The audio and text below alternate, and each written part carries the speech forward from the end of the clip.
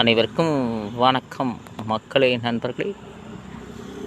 இரவு 9:30 ஆயிற்று. சேவு அசனனை விளையம் ரோடு புத்துக்கன் மாரியம்மன் கோவில் அருகில் இருக்கும் குடிநீர் பைப்பில் குடிநீர் வருகிறது. வந்து பிடிக்காதவர்கள் பிடித்துக் கொள்ளவும். இரவிலும் வருகிறது, வெளிச்சத்துடன் வருகிறது குடிநீர். வாருங்கள், குடிநீர் வருகிறது. சுற்றிக்கிறவங்க பார்த்துக்குங்க, ஏன்னா நைட் நேரத்தில் வராது அப்படின்னு நினைக்கலாம். வருது, சூரிய வளையம் போக தேவையில்லை. அங்கே இருட்டாக இருக்குது.